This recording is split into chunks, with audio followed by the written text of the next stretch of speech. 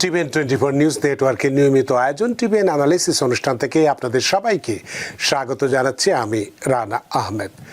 সুপ্রিয় দর্শক, আপনারা এই মুহূর্তে যারা ঘরে টেলিভিশন সেটের সামনে বসে অনুষ্ঠানটি দেখছেন কিংবা আরেকটু পরে টেলিভিশন সেটের সামনে বসে আপনাদের এই প্রিয় অনুষ্ঠানটি উপভোগ করবেন, কিংবা এই মুহূর্তে যারা ফেসবুক লাইভে ঢুকেছেন অথবা আরেকটু পরে ফেসবুক লাইভে ঢুকবেন, কিংবা আরও পরে সময় সুযোগ মতো যারা ইউটিউবে অনুষ্ঠানটি দেখবেন, তাদেরকেও আগাম স্বাগত জানিয়ে রাখি। সুপ্রিয় দর্শক, আজকের অনুষ্ঠানে আমরা খুব গুরুত্বপূর্ণ একটি বিষয় নিয়ে আমরা কথা বলবো। আমরা সবাই মনে করি গ্রিন কার্ড পেয়ে গেছি, আর কোনো ঝামেলা নেই, আর কোনো সমস্যা নেই, সুতরাং কে আমাকে আমেরিকা থেকে তাড়িয়ে দেবে ইত্যাদি ইত্যাদি নানান রকম চিন্তাভাবনা আমরা করে থাকি। কিন্তু আসলে কি বিষয়টাতেই এইরকমই আজকের গুরুত্বপূর্ণ আলোচনার বিষয় যে আমেরিকা সবসময় কিন্তু স্থায়ী নয়, কিভাবে গ্রিন কার্ডধারীরাও তাদের স্ট্যাটাস হারাতে পারেন, এটি আজকের মূল আলোচনার বিষয়। সুপ্রিয় দর্শক, এই বিষয়ের উপরে আপনাদের কাছ থেকে আজকে আমরা কোনো প্রশ্ন নিতে পারবো না। কেন পারবো না সেটা একটু পরে বলছি। আর এই বিষয়টি নিয়ে গুরুত্বপূর্ণ এই বিষয়টি নিয়ে আলোচনা করবার জন্য আমাদের স্টুডিওর সাথে সংযুক্ত হয়েছেন আমাদের সকলের প্রিয়জন, প্রিয় মানুষ, প্রিয় মুখ, প্রিয় attorney, juris doctor attorney at law Mir M Mizanur Rahman. জনাব মীর এম মিজানুর রহমান, আপনাকে স্বাগত। ধন্যবাদ। আপনাকেও অসংখ্য ধন্যবাদ যে আপনার অনেক ব্যস্ততা থাকে, আমি জানি, সব ব্যস্ততা উপেক্ষা করে আমাদের সাথে সংযুক্ত হয়েছেন। এবং খুব গুরুত্বপূর্ণ একটি বিষয় যে আমেরিকা যে সবসময় স্থায়ী নয়, এই বিষয়টি আজকে আপনি আমাদেরকে মনে করিয়ে দেবেন, এবং কেন নয়, কিভাবে গ্রিন কার্ডধারীরাও তাদের স্ট্যাটাসটা হারাতে পারেন সেটি নিয়ে গুরুত্বপূর্ণ আলোচনা করবেন। তবে তার আগে, যেহেতু গতকালকে আমাদের ঈদ শেষ হয়ে গেছে, আজকেও তার রেশ রয়ে গেছে, সে কারণে একটু দর্শকদের সাথে কথা বলতে চাই। সুপ্রিয় দর্শক, আপনাদের সবাইকে পবিত্র ঈদ উল আজহার আন্তরিক শুভেচ্ছা ও ভালোবাসা। কোরবানি ঈদ আমাদের শুধু ত্যাগের শিক্ষা দেয় না, বরং এই ঈদ আমাদের মনে করিয়ে দেয় দায়িত্ববোধ, সততা, আত্মত্যাগ এবং আল্লাহর প্রতি পূর্ণ আস্থার এক অনন্য বার্তা। হজরত ইব্রাহিম আলাইসাল্লামের সেই মহান আত্মত্যাগের ইতিহাস আজও মানবতার জন্য এক গভীর অনুপ্রেরণা। ঈদের আনন্দের এই আবহে আমরা যখন পরিবার, স্বপ্ন আর ভবিষ্যৎকে আরও সুন্দর করার পরিকল্পনা করি, তখন প্রবাসী জীবনের একটি গুরুত্বপূর্ণ বাস্তবতাও সামনে চলে আসে, আর তা নিরাপদ ও স্থিতিশীল ভবিষ্যৎ। বিশেষ করে যারা আমেরিকায় স্থায়ীভাবে বসবাস করছেন বা গ্রিন কার্ডধারী, তাদের জন্য আজকের আলোচনার বিষয়টি America is not always permanent, how green card holders loose their status. অর্থাৎ আমেরিকা সবসময় স্থায়ী নয়, কিভাবে গ্রিন কার্ডধারীরাও তাদের স্ট্যাটাস হারান। বিষয়টি অত্যন্ত গুরুত্বপূর্ণ, সময়োপযোগী এবং বাস্তব জীবনের সাথে গভীরভাবে সম্পর্কিত। সুপ্রিয় দর্শক, আমরা অনেকেই মনে করি একবার গ্রিন কার্ড পেয়ে গেলে জীবনের অনিশ্চয়তা শেষ। কিন্তু বাস্তবতা হলো আইনের একটি ছোট্ট ভুল বোঝাবুঝি, দীর্ঘদিন দেশের বাইরে থাকা, ভুল ট্যাক্স ফাইলিং কিংবা অসচেতন কিছু সিদ্ধান্ত একজন মানুষের বহু বছরের স্বপ্নকে ঝুঁকির মুখে ফেলে দিতে পারে। তাই আজকের এই অনুষ্ঠানে আমরা জানার চেষ্টা করব কোন কোন কারণে একজন গ্রিন কার্ডধারী তার স্ট্যাটাস হারাতে পারেন, কোন বিষয়গুলো সবচেয়ে বেশি ঝুঁকিপূর্ণ, এবং কিভাবে সচেতনতা ও আইনি জ্ঞানের মাধ্যমে নিজের ভবিষ্যৎ সুরক্ষিত রাখা সম্ভব। আর আজকের এই অনুষ্ঠানে আমাদের সাথে রয়েছেন এমন একজন অভিজ্ঞ ইমিগ্রেশন অ্যাটর্নি, যিনি দীর্ঘদিন ধরে আমাদের এবং অন্যান্য কমিউনিটির মানুষদের এ ধরনের বিষয়ের গুরুত্বপূর্ণ আইনি সহায়তা দিয়ে আসছেন। তার কাছে আমরা শুনব তার বাস্তব অভিজ্ঞতা ও গুরুত্বপূর্ণ আইনগত দিক নির্দেশনা এবং এমন কিছু তথ্য যা হয়তো আপনার কিংবা আপনার পরিচিত কারো ভবিষ্যৎ রক্ষায় বড় ভূমিকা পালন করতে পারে। সুপ্রিয় দর্শক, তাই এই অনুষ্ঠানটি অত্যন্ত তথ্য নির্ভর ও গুরুত্বপূর্ণ হওয়ায় সময়ের সীমাবদ্ধতার কারণে অন্যান্য দিনের মতো আজ আমরা কোনো ফোন কল, ফেসবুক বা সরাসরি আপনাদের কোনো প্রশ্ন গ্রহণ করছি না। তবে আমরা বিশ্বাস করি আজকের এই আলোচনার প্রতিটি অংশ আপনাদের জন্য হবে অত্যন্ত উপকারী, সচেতনতামূলক এবং চিন্তার নতুন দুয়ার খুলে দেওয়ার মতো চমৎকার একটি দিক নির্দেশনা। তো দর্শক, চলুন শুরু করা যাক আজকের অনুষ্ঠানের মূল আলোচনা। আমেরিকা সবসময় স্থায়ী নয়, কিভাবে গ্রিন কার্ডধারীরাও তাদের স্ট্যাটাস হারান। অ্যাটর্নি মীর এম মিজানুর রহমান, আমি দর্শকদের শুভেচ্ছা দিয়েছি এবং আজকের এই যে আলোচনার বিষয়বস্তু যে আমেরিকা যে স্থায়ী নয়, গ্রিন কার্ডধারীরাও যে অনেক সময় স্ট্যাটাস হারাতে পারেন, সেই বিষয়টির কিছুটা গুরুত্ব তুলে ধরেছি। আপনার কাছ থেকে আইনি এবং বাস্তব দিকগুলো জানতে চাইব। প্রথমেই যে প্রশ্নটি আপনাকে করতে চাই যে এই যে গ্রিন কার্ড, অনেকেই স্থায়ী নিরাপত্তা মনে করি বা আমরা করে থাকি। বাস্তবে কোন কোন কারণে একজন স্থায়ী বাসিন্দা তার স্ট্যাটাস হারাতে পারেন? অ্যাটর্নি মীর মিজানুর রহমান। ধন্যবাদ। ঈদের শুভেচ্ছা রইল। আর সঞ্চালক মহোদয়ের প্রতি আমার কৃতজ্ঞতা। বেশ কিছুদিন ধরে আমার সৌভাগ্য হয় ওনার অনুষ্ঠানে আসার। ওনার এই অনুষ্ঠানের মাধ্যমে আমার প্রফেশনাল জীবনের যে ব্যবসায়িক যে ব্যাপারটা, সেটা তো অবশ্যই অনেক অনেক উন্নতির পথে এগিয়ে গেছে। সেখানে উনি সহ টিভিএন কর্তৃপক্ষের কাছে আমার কৃতজ্ঞতা রইল। আর ওনার যেই প্রজ্ঞা, সেটার কারণে আমার এই অনুষ্ঠানগুলো আমার কাছে মনে হয় দর্শকদের কাছে আরো আকর্ষণীয় হয়ে হয়তো কিছুটা ধরা দেয়। এবং উনি যেমন আজকেই যেভাবে করে উনি ইন্ট্রোডাকশন দিলেন, তাতে আমার কাছে একটু ভীতির সঞ্চার করছে যে আমি কি ওনার whether I can live up to that standard. উনি যেরকম করে যে প্যারামিটার, যে স্কোপটা, যে ইন্ট্রোডাকশনটা দিলেন, এটা আমাদের সবার জন্য খুবই সুন্দর একটা পাথেয় এবং একটা গাইডলাইন হয়ে থাকবে। হ্যাঁ, আমি অনুরোধ করব আপনারা এই অনুষ্ঠানটাকে ব্যবহার করবেন, শুধু দেখা না। তো সঞ্চালক মহোদয় যে ইন্ট্রোডাকশনটা দিলেন, এটা আমি মনে করি আমাদের পুরো প্রোগ্রামকে সামারাইজ করে দিয়েছে অলরেডি। আমরা শুধু এখন একটু ছোট ছোট বিষয়ে মানে আলাপ করব। এবং সেখানে যে জিনিসটার কেন এই কথাটা বললাম, ল ইজ কমন সেন্স। হ্যাঁ, তো ল ইজ কমন সেন্স এটা যদি হয়, তাহলে আপনি যদি দেখেন যে আপনি যখন যেই বিষয়টা নিয়ে আজকে কথা হচ্ছে, যে আপনি লফুল পার্মানেন্ট রেসিডেন্ট, এটা একটা টার্ম, এলপিআর, এটা যখন আপনি পেলেন, এই দেশ যখন আপনাকে এটা অ্যাওয়ার্ড করলো, এটা আপনি পেলেন, একটা কথা মনে রাখতে হবে যে this is not an entitlement, it's an administrative grace. হ্যাঁ, এবং আজকে আমি একটা কথা বলতে হচ্ছে, একটু আগে একটা ইমেল আসলো যে এখন তারা পূর্বের বেশ আগে যে ব্যাপারটা ছিল, যে এখান থেকে যে গ্রিন কার্ড করার যে ব্যাপারটা, এটা তারা এক্সট্রাঅর্ডিনারি সার্কামস্টেন্সেসে শুধুমাত্র দিবে। নর্মাল যে এখান থেকে বসে যে গ্রিন কার্ড করা, যেটা অ্যাডজাস্টমেন্ট অফ স্ট্যাটাস বলে, সেটা থেকে তারা এটা পুরো বন্ধ হয়ে যাবে না, নিয়মটা থাকবে, কিন্তু তারা নর্মাল নিয়ম হবে ওই দেশের থেকে গিয়ে গ্রিন কার্ড নিয়ে আসবে, কনসুলার প্রসেসিং যেটা।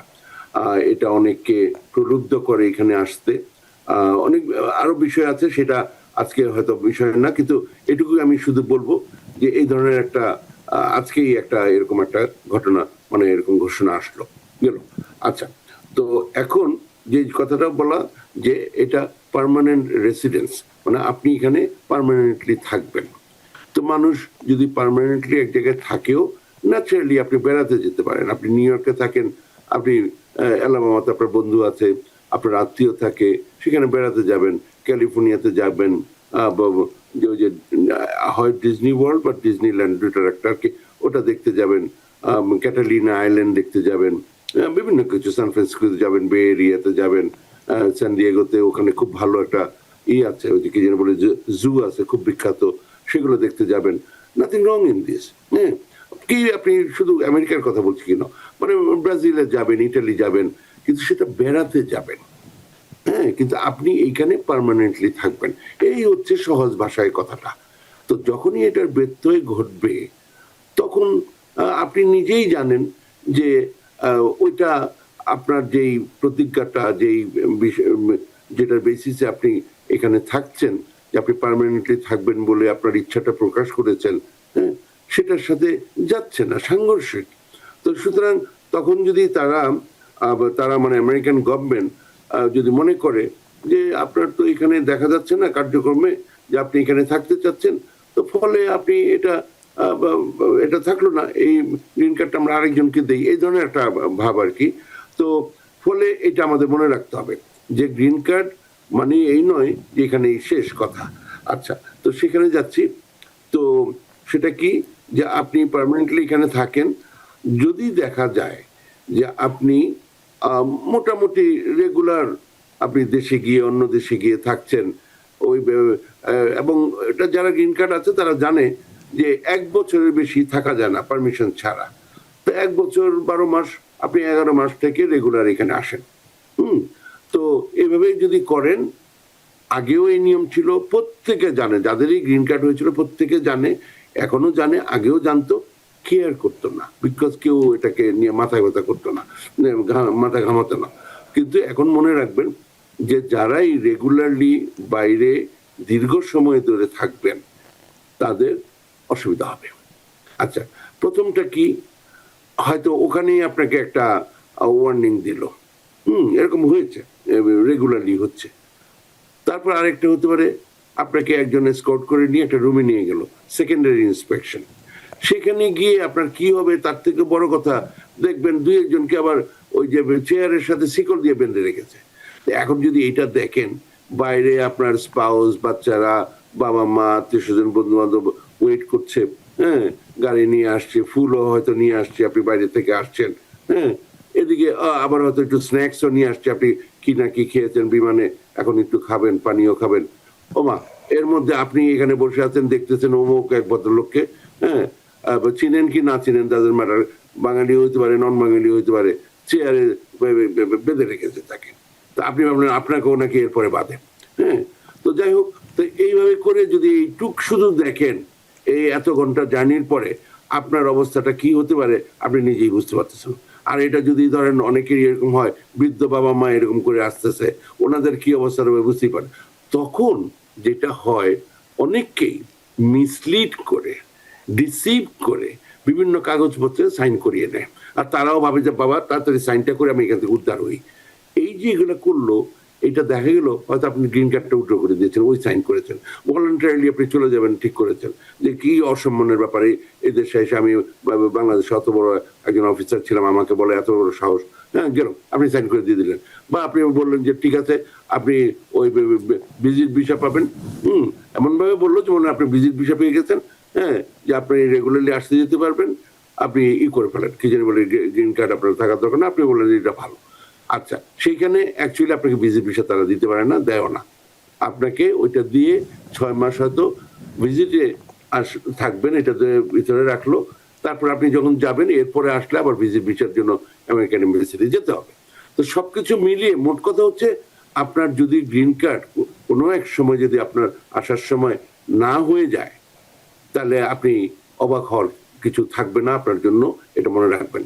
আচ্ছা, তারপরে যেটা হতে পারে যে আপনাকে শুধুমাত্র ওই ভিজিটে নিয়ে গেল, ভিজিট করতে দিয়ে ছেড়ে দিল তা না, অনেকে আবার ওই করবে, কি যেন বলে, আটকে রাখতে পারে, ডিটেনশনে নিয়ে যেতে পারে।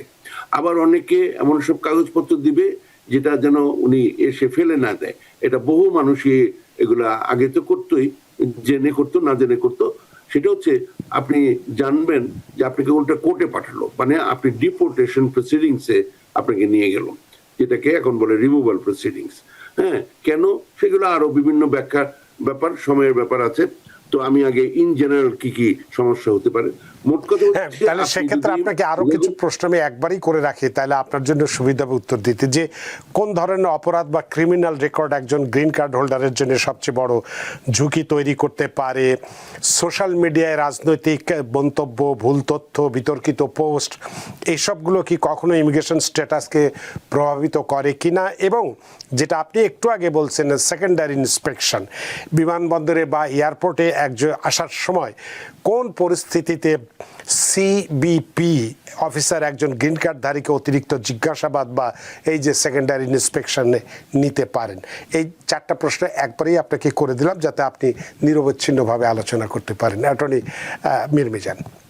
আর আমার অনুরোধ হচ্ছে আপনি বারবার ফিরে ফিরে আসবেন, একসাথে প্রশ্নটা না করে, তাহলে আপনি যে এখানে আছেন আমি তাহলে একটু সাহস বোধ করবো, সাহস পাবো আর কি, এবং আমার কাছে ভালো লাগবে, কারণ আপনি আমাকে তখন গাইড করে নিয়ে যেতে পারবেন।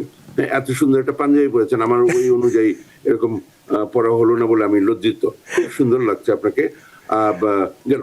আচ্ছা, তো যেটা বলছিলাম যে শুধুমাত্র আপনি যেমন বললেন কোন কোন ক্রাইম, তা না, আরো অনেক কিছু আছে। এটা তো হচ্ছে আমি ভদ্রলোক দিয়ে শুরু করলাম যে তারা সাথে পাচ্ছে নাই, দেশে যায়, মাঝে মাঝে আসে, গ্রিন কার্ডটা রাখে। আচ্ছা, তারপরে আরেকটা আসছে, আমি ক্রিমিনাল ব্যাপারে আসতেছি। ধরেন এখানে অনেকে থাকেন, তো ওনারা বিজনেস করেন, ওনারা বিভিন্ন চাকরির জন্য আবেদন করেন, বিভিন্ন কিছু কোনো সংগঠন করেন ইত্যাদি। সামহাও অনেক সময় প্রশ্ন থাকে যে আপনি কি এখানকার সিটিজেন কিনা। হ্যাঁ, আপনি জানলেনও না, কেউ হয়তো একটা দিয়ে দিল একটা টিক মার্ক আপনি সিটিজেন, কারণ মানুষে জানে আপনি সিটিজেন। আবার অনেকে জানে, তাও একটা দিয়ে দিল, তাতে একটু সুবিধা হয়, এইগুলো কেউ কেয়ার করবে না, ইটি করবে না। তারপরে আপনি একটা বাড়ি কিনবেন, সেখানে বিভিন্ন প্রশ্ন আসে। হ্যাঁ, জবের ব্যাপার তো বললামই। হ্যাঁ, তো ব্যাংকের লোনের কথা আছে। এরকমের বিভিন্ন ভাবে আপনি হয়তো কোনো কোনো সময়, আরেকটা তো আছে, আপনি ভোট দিয়ে আসলেন, হ্যাঁ, সেটা ন্যাশনাল ইস্যু, আপনি আর কি তখন সিটিজেন হন নাই, আপনি নির্বাচনে ভোট দিলেন, লোকালি হোক আর ফেডারেলি হোক, ন্যাশনাল লেভেলই হোক। এই যে এইভাবে বিভিন্ন ভাবে, হ্যাঁ, আপনি ধরেন আপনি ক্লেম করলেন যে আপনি সামহাও আপনার কার্যকলাপে এটা আসলো যে আপনি সিটিজেন। আপনি শুধুমাত্র যে আপনার গ্রিন কার্ড নষ্ট হয়ে যাওয়ার কথা তা না, আপনি ডিপোর্টেশন প্রসিডিংসে পড়ার কথা, আপনার ভবিষ্যতে সিটিজেন হবে না, সেটাও শিওর থাকতে পারেন।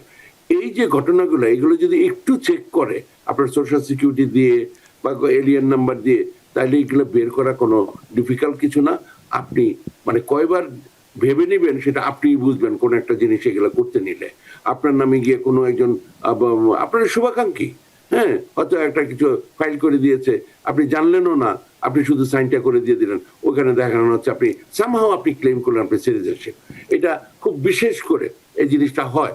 আপনি একটা আমি কিছুদিন আগে অন্য পরিস্থিতিতেও এরকম একটা কথা শুনেছি অন্য দেশে, হ্যাঁ, সোজা কথা বাংলাদেশে এরকম সোশ্যাল মিডিয়ার বিভিন্ন কিছু এসেছিল যে কে এরকম কোন একটা কোম্পানি খুলতে গিয়ে নিজেকে কোন এক দেশের সিটিজেন বলে দাবি করেছিলেন বা লিখেছিলেন, টিকমার্ক দিয়েছিলেন, উনি হয়তো জানেন না এই জিনিসটা, কিন্তু দায়িত্বটা কিন্তু আপনার উপরে গেল। Citizenship is very very important. আচ্ছা, তারপরে আরো আছে, কিন্তু আমি এখন আমি চলে যাচ্ছি যে ওই যে ক্রিমিনাল যে অ্যাক্ট। জি, তার আগে আরেকটা কথা শেষ করে নিয়ে, আপনি যতবারই এই দেশে গ্রিন কার্ড নিয়ে আসেন, প্রতিবারই আপনি নতুন করে গ্রিন কার্ড পাচ্ছেন। It's a new admission every time you come to the border, provide your green card, it's a new admission. আপনাকে তারা ওইখানে ডিনাই করতেই পারে। ফলে আপনার যে প্রশ্নটা ছিল সিবিপি কোন কোন পরিস্থিতিতে আপনাকে সেকেন্ডারি ইন্সপেকশনে নিয়ে যেতে পারে, যে কোনো কারণে নিয়ে যেতে পারে, সোজা কথা। কারণ আপনি যখন প্রথম আসলেন, আপনি যেটা আগে ছিল 2003 সালের আগে INS, immigration and national services, ওগুলোর মধ্যে বর্তমানে এরকম 3টা ডিপার্টমেন্টের কথা আমি বলবো একটু পরে, কিছুক্ষণ পরেই। হ্যাঁ, সেগুলো একসাথে ছিল। ইভেন ইমিগ্রেশন জাজরাও ওই immigration and national service INS এর অধীনে ছিল। এখন প্রথম হচ্ছে ইমিগ্রেশন জাজদেরকে জাস্টিস ডিপার্টমেন্টের আন্ডারে নিয়ে গেছে। আর আরেকটা বড় একটা ডিপার্টমেন্ট খোলা হয়েছে 2003 সালে, United states department of homeland security. ওটার আবার 3টা ভাগ করেছে। আপনি যখন প্রথম আসলেন এয়ারপোর্টে বা একটা কোনো একটা ডেজিগনেটেড বর্ডারে, আপনি ফেস করছেন সিবিপি কে, হ্যাঁ, customs and border protection, CBP. আপনাকে ওরা এন্টারটেইন করলো, অ্যাটেন্ড করলো, ওই যে সেকেন্ড ইন্সপেকশন, ওইটাও তাদেরই। হওয়ার পরে আপনি ভিতরে আসলেন, আপনি বেড়াতে আসলেন, আপনি আরো একটু এক্সটেন্ড করবেন আপনার স্টেটা, আপনি যাবেন ভদ্রলোকের জায়গায় ইউএসসিআইএস, হ্যাঁ, United states citizenship and immigration services. হ্যাঁ, কি আপনি চেঞ্জ অফ স্ট্যাটাস করবেন, কি জানে বলে L1 করবেন, F1 করবেন, অন্য কোনো স্ট্যাটাসে যাবেন, হ্যাঁ, অ্যাডজাস্টমেন্ট অফ স্ট্যাটাস করবেন, আপনি যাবেন ইউএসসিআইএস এর কাছে। হ্যাঁ, ইমিগ্রেন্ট পিটিশন করবেন, I-130 ইমিগ্রেন্ট পিটিশন সিআইএস এর কাছে গেল। কিন্তু আপনি ওই কি যেন বলে, আপনি এখানে যে আপনার স্ট্যাটাস ওটা ভায়োলেট করেছেন, আপনি ওভারস্টে করেছেন, কি আপনি যখন B2 ভিসায় আসছেন আপনি কাজ করেন, হ্যাঁ, কি আপনি F1 স্টুডেন্ট আছেন, আপনি বাইরে কাজ করেন, এই যেগুলা যখনই ভায়োলেশন হলো, তখন আপনার সামনে এসে দাঁড়াবে আইস, ইমিগ্রেশন অ্যান্ড কাস্টমস এনফোর্সমেন্ট।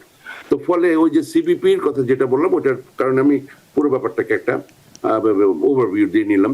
তো ফলে আপনাকে যে কোনো সময় বর্ডারে বলতে যে ওই এয়ারপোর্টে আপনার করতে পারেন, কি যেন বলে, তারা আপনাকে স্টপ করতে পারে। এখানে একটা কথা বলে নেওয়া প্রয়োজন, বর্ডারে বা বর্ডারের বাইরে you do not have a per se right to a lawyer, meaning due process is part of that issue. আপনার পুরোপুরি রাইট নেই।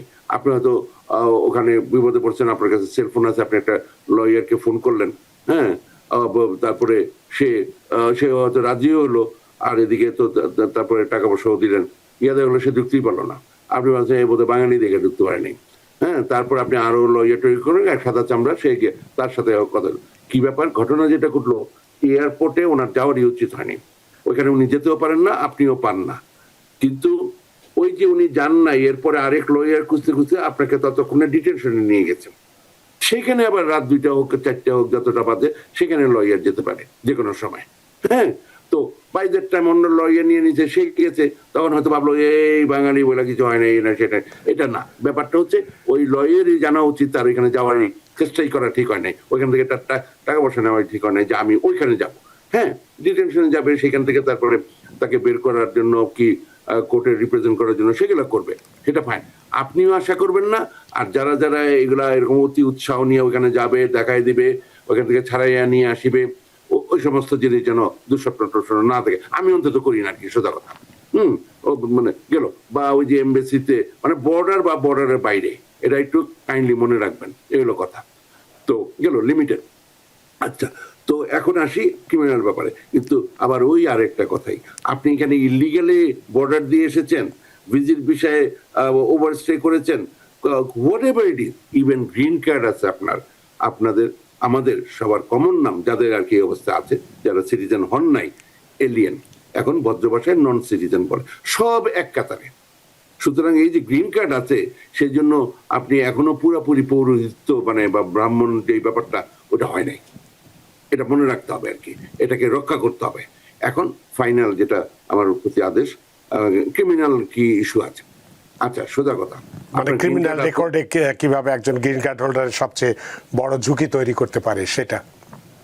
হ্যাঁ, আচ্ছা, আপনার গ্রিন কার্ড আছে, আপনি সংসার টংসার শুরু করলেন, হ্যাঁ, এখন দেখা গেল কি জানি বলে ওই সংসারে বাচ্চা কাচ্চা ঠিক মতো পড়ে না, দৌড়াদৌড়ি করে, আপনি তো বহু কষ্ট করে পোলাপান আনলেন, ফ্যামিলি আনলেন, কিন্তু তারা তো আর জানে না যে আপনি কি মানে কিভাবে কি করে এটা আনলেন, হ্যাঁ, বা আপনি আপনার ভাইকে আনলেন, বোনকে আনলেন, ওনারা জানেও না যে ওনারা কত বছর এখানে আগে, মানে হোয়াটএভার ইট ইজ, হ্যাঁ, আসলো।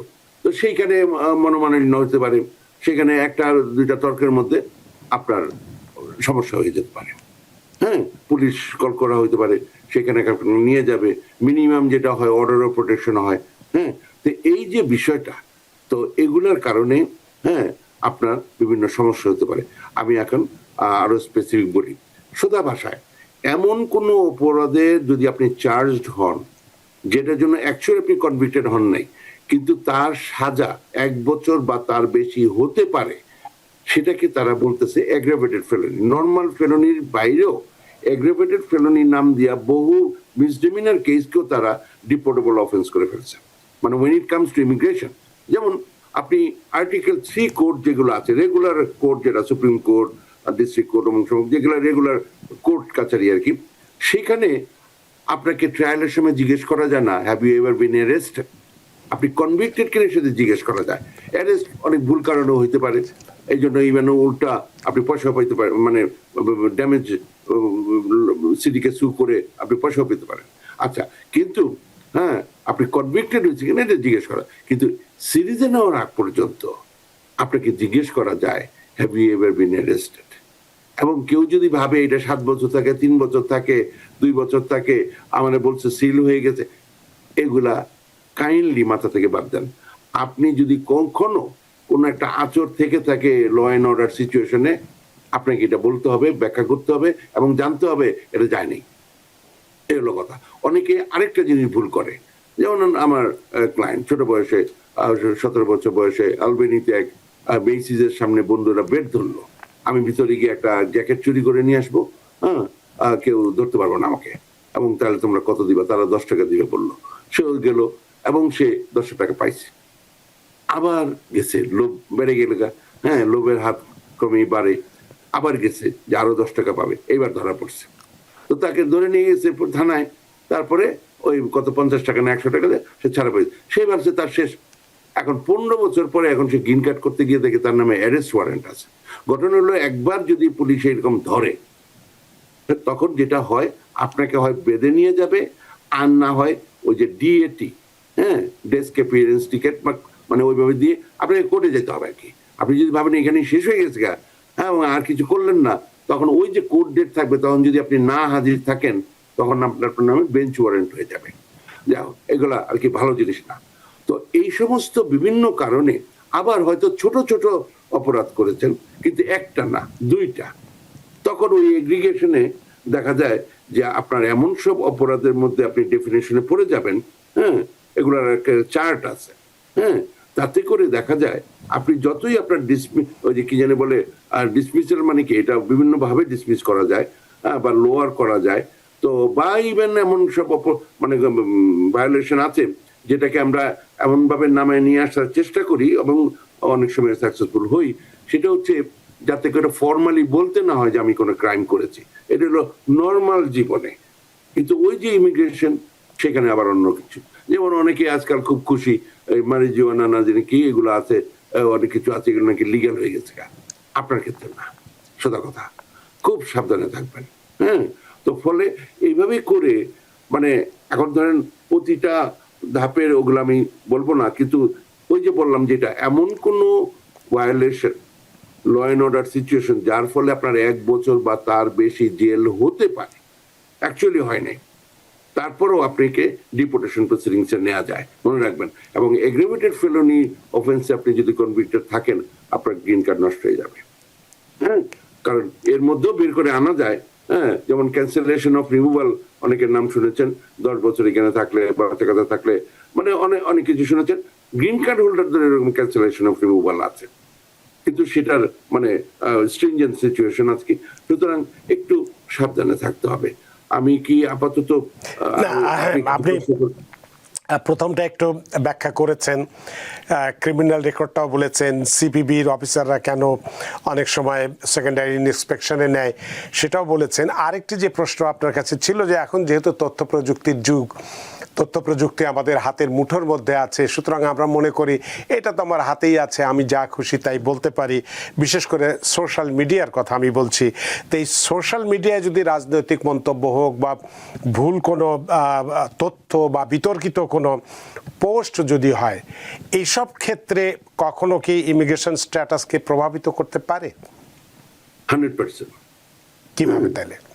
এগুলা আমার থেকে প্রচুর মানুষ, যদি বাংলাদেশের কেউ দেখেন, মানে বাংলাদেশের যারা আছেন, তারা অনেকেই এগুলা মানে অনেক কিছুই জানেন, যে এরকমের ইসের সময়, ইন্টারভিউর সময় বা এখানে আসার পরে তার ফোন নিয়ে ওখানে চেক করে কি কি আছে, কোথায় ইয়েস দিয়েছে, কোথায় টিক দিয়েছে, কোথায় লাভ সাইন দিয়েছে, এ ধরনের বিভিন্ন কিছু। তো এইখানে আপনি যে কথাটা বললেন, যে এই যে সোশ্যাল মিডিয়া যে ইন জেনারেল, এখানে একটা বিতর্ক থাকতে পারে, যেখানে মানে ফ্রিডম অফ এক্সপ্রেশনের ব্যাপার আছে, হ্যাঁ, ফার্স্ট অ্যামেন্ডমেন্ট রাইট ইত্যাদি বিভিন্ন কিছু আছে। হ্যাঁ, কিন্তু তারপরেও যে আমেরিকার যে বর্তমান প্রিভিলেন্ট যে সমস্ত ফরেন পলিসি কনসিডারেশন, সেই পয়েন্ট অফ ভিউ থেকে আপনি যদি কোনো এন্টি গভর্নমেন্ট, মানে তাদের যে পলিসি আছে ওর এন্টি থেকে, যেমন সোজা কথা আর কি, যে এই যে বর্তমান যে মিডল ইস্টের ব্যাপারে আমেরিকার যে পলিসি, হ্যাঁ, সেখানে যদি আপনি অন্যরকম ডিফারেন্ট, তাদের থেকে ডিফারেন্ট, যারা শাসক গোষ্ঠী তাদের থেকে ডিফারেন্ট মতবাদ বা মতামত প্রকাশ করেন, সেখানে এরকম ঘটেছে অলরেডি, তাদেরকে ডিপোর্ট করে দেওয়ার চেষ্টা। এবং সেখানে যদি স্টেট ডিপার্টমেন্ট থেকে কোনো একটা রেকমেন্ডেশন আসে যে তার মতামত আমাদের ফরেন পলিসি কনসিডারেশন যায় না, সেটা যে গ্রাহ্য করা হলো না, সেই জন্য জাজের চাকরি চলে গেছে, এমন হয়েছে। হ্যাঁ, সুতরাং বাকিটা আপনারা বুঝে নেন। এখন যদি এটা শোনেন যেখানে জাজের চাকরি চলে যায় একটা ইমেল দিয়ে, মানে ইমেলের কারণে না, একটা ইমেলে বললো তুমি চলিয়া যাও। হ্যাঁ, সুতরাং বুঝতে পারেন যে এখানে অবস্থাটা কি। এখানে আমি মাঝে মাঝেই সুযোগ পেলে আমি বলি, এখানে এখন সবচেয়ে বেশি ভয় আছে জাজরা, হ্যাঁ, যারা বিচারক, যারা গভর্নমেন্ট লয়ার, তারা কেউ সাহস পাচ্ছে না এমন কিছু করে, হ্যাঁ, তার প্রতি সে আপিল না করে ওয়েভ করে দিল, ঠিক আছে জাজ ই করেছে, গ্র্যান্ড করেছে, আমরা আর আপিল করব না। এখন ওগুলা মানে কি বলবো দুঃস্বপ্ন হয়ে গেছে, শুধু আপিল রিজার্ভ করে রাখে, গিয়ে তারপরে ওই যে যেটা হয় ওই সুপারভাইজারের কাছে যায়, গ্রুপ যে লিডার আছে তার কাছে যায়, যাতে করে তার উপরে গিয়ে না পড়ে।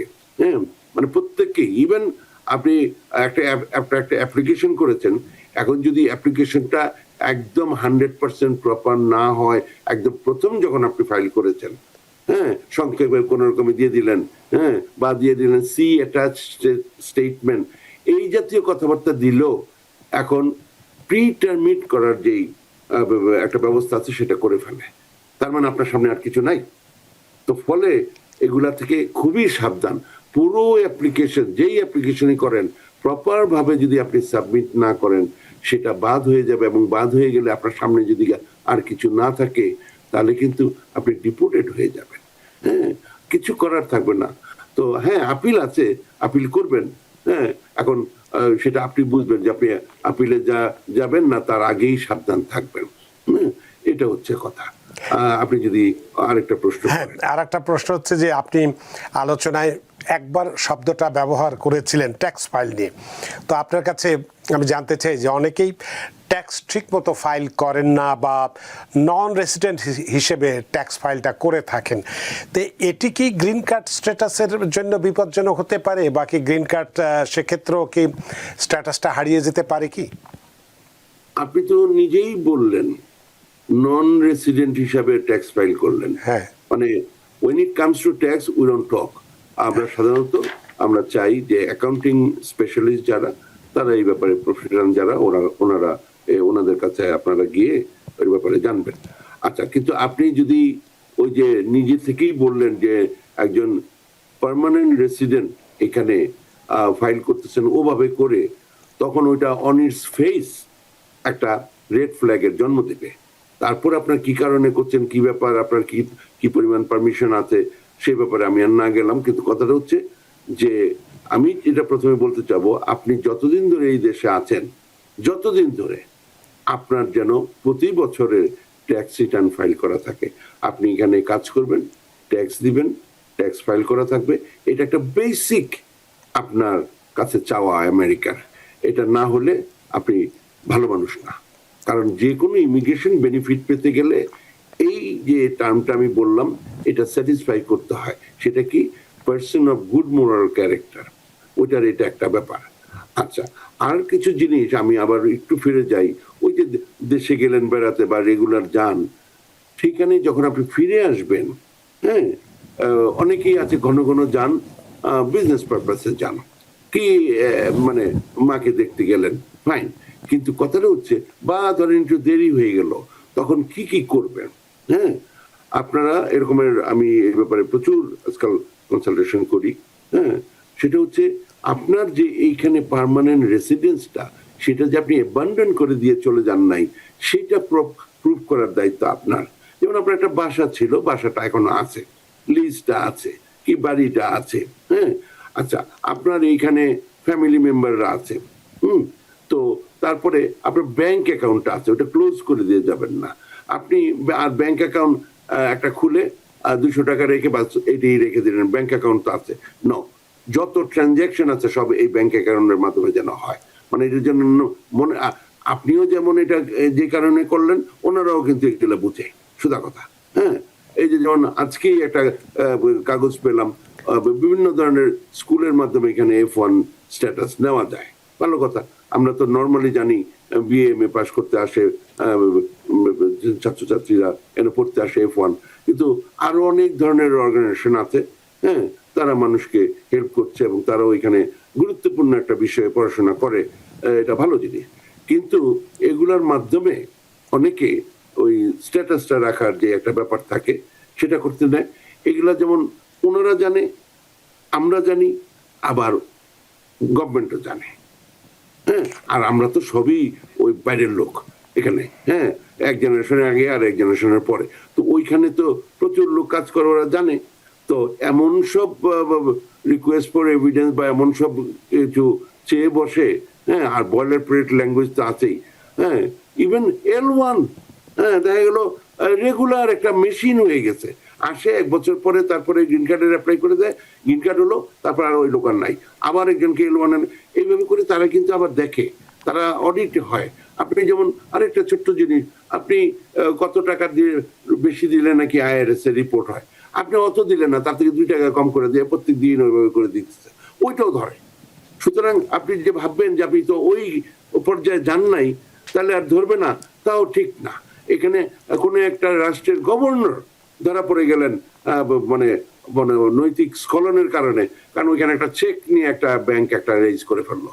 তো এইভাবে করে যে কোনখান দিয়ে কি ভেজালে পড়বেন আপনি ভাবতে পারতেছেন না। তো আমাদের হাতে, হ্যাঁ, আমাদের হাতে সময় নিয়ে আরেকটি গুরুত্বপূর্ণ প্রশ্ন আপনাকে আমি করতে চাই, কিন্তু এই ইমিগ্রেশনের অ্যাটর্নি হিসেবে আমার যতদূর জানা মতে দীর্ঘ 27 বছর ধরে আপনি কাজ করছেন, তো গ্রিন কার্ড তো আছেই, তো অনেক সময় আমরা দেখেছি অনেকের যে কন্ডিশনাল গ্রিন কার্ড আছে বা যারা আছে, অনেকেরই আছে, বিশেষ করে ম্যারেজ বেসড কেসের ক্ষেত্রে এই বিষয়টা বেশি হয়ে থাকে। তাদের ক্ষেত্রে কোন ধরনের ভুল যদি তারা করে থাকে, যে ভুলের কারণে তারাও একটু বিপদের মধ্যে পড়তে পারে বা তাদের স্ট্যাটাসটা হারাতে পারে? যে কোনো দুটো মানুষের মধ্যে আজকে ভালো সম্পর্ক, কালকে খারাপ সম্পর্ক হতেই পারে। হ্যাঁ, যেমন যদি আমেরিকার কথা বলা হয়, ওখানে নাকি, এখানে নাকি প্রায় 50% মানুষ ডিভোর্স, মানে বিয়ে নষ্ট হয়ে গেছে গেল। হ্যাঁ, তো বাংলাদেশেও আগে যেটা হয়তো একটা মানে এর ব্যাপারে মানুষের কথা বলতো একটা কেমন লাগতো, কিন্তু এখন বোধহয় অনেক এরকমের দুর্ঘটনা ঘটতেছে। দুর্ঘটনায় আমি বলবো এটাকে, এবং যেখানে কেউই জিতে না। হ্যাঁ, এগুলো কথা। তো যাই হোক, তো ওইটা যদি হয়েও হবে, পরে যদি যা হওয়ার সেটা হবে, কিন্তু আমার অনুরোধ হচ্ছে যে কোনো মানুষ, যে কোনো একটা পরিবার যখন শুরু হয়, আপনারা কাইন্ডলি, হ্যাঁ, যদি আপনি ভদ্র মানুষ হয়ে থাকেন, যখনই দুজনে একসাথে সংসার শুরু করলেন, ধরেন কোন একজন ভদ্রমহিলা বিয়ে করে এখানে আসলেন, কি কোন একজন ভদ্রলোক এখানে বিয়ে করে এখানে আসলেন, ইনি সিটিজেন বা গ্রিন কার্ড হোল্ডার এখানে আছেন, ওনার সংসার শুরু করলেন, the first day fine, first ডেতে আপনারা গল্প টল্প করলেন মানুষজনের সাথে, সেকেন্ড ডেতে গিয়ে আপনারা একটা জয়েন্ট ব্যাংক অ্যাকাউন্ট খুলবেন। যারা বিবাহিত এবং জয়েন্ট ব্যাংক অ্যাকাউন্ট নাই, আই এম নট লাইকিং ইট। আপনি এটা আপনার কাইন্ডলি, হ্যাঁ, ওই টাকা চলে যাবে, টাকা এই হবে, ওইটা হবে না, এটা করবো না, দেখি আরো কয়দিন কেমন ব্যবহার করে ইত্যাদি না। কেউ যদি যেতে চায় তাহলে রিক্সা টেকে দেবেন। হ্যাঁ, কিন্তু জয়েন্ট ব্যাংক অ্যাকাউন্ট, বছর শেষে married filing jointly tax return, তারপরে দুইজনের দুইটা লাইফ ইন্স্যুরেন্স, একজনের ওনার, আরেকজনের মানে আরেকজন অপরজন হচ্ছে বেনিফিশিয়ারি, এভাবে করে দুইটা life insurance is a must. যেমন গরিবের এটা একটা বিরাট একটা সুযোগ, লাইফ ইন্স্যুরেন্স, এটার টাকা কোনো ট্যাক্স হবে না, কি কত অনেক সুযোগ সুবিধা আছে। একটা life insurance, term life insurance নেন, ছোট প্রিমিয়াম আছে। হ্যাঁ, আমার কোনো পরিচিত কেউ নাই, আপনি যার কাছে যান, আপনি তার কাছে যান, অবশ্যই আমার পরিচিত আছে কিন্তু সেটা কথা না, কিন্তু আপনি যান গিয়ে একটা লাইফ ইন্স্যুরেন্স করেন, জয়েন্ট একটা লাইফ ইন্স্যুরেন্স করেন, joint bank account, joint tax return. এগুলা না থাকলে এটা আপনি বিশেষ করে যারা এখানে যিনি পিটিশনার, উনি যদি আসার পরে এটা না করেন, হ্যাঁ, যে না এটা করে নাকি আবার কি হয় না হয় ইত্যাদি, মানে লজ্জার ব্যাপার, লজ্জার ব্যাপার। আমি মানে হাত জোর করে অনুরোধ করছি, আমাদের যারা ভাই বোনরা আছেন, যারা নতুন আসলেন, হ্যাঁ, তারা তো বলতে লজ্জা পাবে। তারা হয়তো শুনেছে এই প্রোগ্রাম, অনেকে বাংলাদেশ থেকে হয়তো শুনবে, তাদের হয়তো বাবা মা বলে দিয়েছে গিয়ে একটা ব্যাংক অ্যাকাউন্ট করিস, ওই যে মোটা উকিলে বলছে। হ্যাঁ, কিন্তু তারপরও হ্যাঁ, মানে উনি তো এসে লজ্জায় বলতে পারবে না যে আমাদের ব্যাংক অ্যাকাউন্ট কই। হ্যাঁ, যিনি এখানে আছেন, আপনারা যদি মানে বলে না যে আপনাদের প্রত্যেকেরই তো সেন্স অফ ডিগনিটি আছে। ব্যাংক অ্যাকাউন্ট পরের দিন জয়েন্ট ব্যাংক অ্যাকাউন্ট, দুজনের নাম থাকবে। হ্যাঁ, প্লিজ, এটা একটা বেসিক নর্মস। হ্যাঁ, এই হলো কথা। Joint bank account, joint tax return, দুইজনের দুইটা কি জানি বলে এটাকে, ওই যে লাইফ ইন্স্যুরেন্স, তারপর অন্যান্য যদি ইন্স্যুরেন্স থাকে আপনাদের কাজের মাধ্যমে বিভিন্নভাবে আপনি স্পাউসকে অ্যাড করে নেবেন, বাচ্চাদের ব্যাপার, এইভাবে করে। হ্যাঁ, এইগুলো একটা। আরেকটা জিনিস হচ্ছে জাঙ্ক মেইল আসে না, প্রতি বাসায় প্রচুর জাঙ্ক মেইল আসে। হ্যাঁ, প্রতি মাসের চেষ্টা করেন, আমরা যেহেতু আমরা একটা সময়ের মধ্যে দিয়ে যাচ্ছি, আপনার দুজনের একই ইনভেলপের উপর দুজন থাকতে হবে না, বা ওই কেউ চিঠি লেখলো ওইটা না, জাঙ্ক মেইল গুলা এগুলা করে খুব ভালো সোর্স আর কি, এটাকে সত্য বলে ধরা হয় যে আপনি নিশ্চয়ই থাকেন, মানে এই ধরনের অবস্থা, নট দ্যাট 1000 লোক চিঠি পাঠাইলো ওইটা ভালো হবে। আপনারা যার যার নামই হোক একটা দুইটা করে এরকম রেখে দিবেন, হ্যাঁ, বা কাগজটা রাখার দোকান নেই, আপনি PDF করে স্ক্যান করে রেখে দিলেন, তাহলে তো হাজার হাজার রাখা যায়। এইভাবে করে আপনারা যে একসাথে থাকেন, একই অ্যাড্রেসে থাকেন, হ্যাঁ, ওই যে আপনি যেহেতু 751 এর কথা বললেন, কন্ডিশনাল রেসিডেন্ট, এই জিনিসগুলো ডেভেলপ করেন। এইভাবে করলে আপনাকে যদি ওই কি জানে বলে ICIS অফিসার ডিনায়ও করে I-751, আপনাকে তখন কোর্টে নিবে। মানে আমি যে আপনাদের পছন্দের লয়ারের কাছে যাবেন, কিন্তু যখন কোনোখানে ব্যর্থ হবেন আমার কাছে আসেন, আপনি কোর্টে অন্তত আপনি জিতে যাবেন। এই কটা জিনিস যদি করেন, কারো সাধ্য নাই আমি এইখানে কোন প্রেসিডেন্ট আসছে সেটা ইস্যু না, ইউ উইল গেট ইট ডান। সুতরাং তো আপনি এটা 751 বলে মানে কন্ডিশনারে বলেছেন, অন্য আরেক ব্যাপারে যদি জিজ্ঞেস করেন কাইন্ডলি করতে পারেন। না, অনেক ধন্যবাদ আপনাকে। আমাদের হাতে সময় নেই, সময়ের দড়িতে বাঁধা, সময় সীমানো টপকানো কঠিন, তাই অনুষ্ঠানটা শেষ করতে হচ্ছে। আমরা গতকালকেই পবিত্র ঈদুল আজহার উদযাপন করেছি, পালন করেছি, আনন্দে খুশিতে ছিলাম। আজকে ঈদের পরের দিন আমাদের এই অনুষ্ঠানটি চলছে। আপনি এখনও ঈদের আমেজ কাটেনি, এখন আপনারও পরিবার পরিজন সন্তান সন্ততি বাইরে এই ঈদের আমেজটা বা ঈদের খুশিটা আরও ভাগ করে নেওয়ার কথা ছিল, কিন্তু সেটা উপেক্ষা করে আমাদের সাথে এই রাত্রিবেলা সংযুক্ত হয়েছেন। এবং খুব গুরুত্বপূর্ণ একটি বিষয়, আমেরিকা যে সব সময় স্থায়ী নয় এবং কিভাবে গ্রিন কার্ডধারীরাও যে তাদের স্ট্যাটাস হারিয়ে ফেলতে পারেন, সেখান থেকে চলে যেতে হতে পারে, বিভিন্ন উদাহরণ দিয়ে আপনি ব্যাখ্যা দিয়েছেন আপনার আলোচনার মধ্যে দিয়ে। সত্যি আমরা ঋদ্ধ এবং প্রাণিত। একটু বলতে পারবো? হ্যাঁ, সবচেয়ে বড় কথা, এরপরও America is a beautiful country with all its situations or whatever it is. Let's keep it that way. আপনাকে আবারও ধন্যবাদ জনাব মীর এম মিজানুর রহমান। সুপ্রিয় দর্শক, আজকে আমরা খুব গুরুত্বপূর্ণ একটি বিষয়ে আলোচনা করেছি যে আমেরিকা যে সবসময় স্থায়ী নয়, কিভাবে গ্রিন কার্ডধারীরাও তাদের স্ট্যাটাস হারান। সুতরাং আজকে যে আলোচনা করা হলো এবং ভূমিকাতে যে কথাটুকু বলেছি, যদি আমরা যাদের মধ্যে এই ধরনের কোনো রকম সম্ভাবনা আছে যে বলা যায় না যে আমার স্ট্যাটাসটা হারিয়ে যেতে পারি, এবং যারা আসবেন, যারা গ্রিন কার্ড নিয়ে আসবেন, যদি এটি অনুসরণ করেন তাহলে কোনোদিনই আপনার বিপদ হওয়ার সম্ভাবনা নেই। আশা করি আজকের আলোচনা আপনাদের যথেষ্ট ভালো লেগেছে। সুপ্রিয় দর্শক, যে যেখানেই থাকুন, ভালো থাকুন, সুস্থ থাকুন, নিরাপদে থাকুন, থাকুন TVN 24 নিউজ নেটওয়ার্কের সাথেই। শুভরাত্রি এবং ঈদ মোবারক।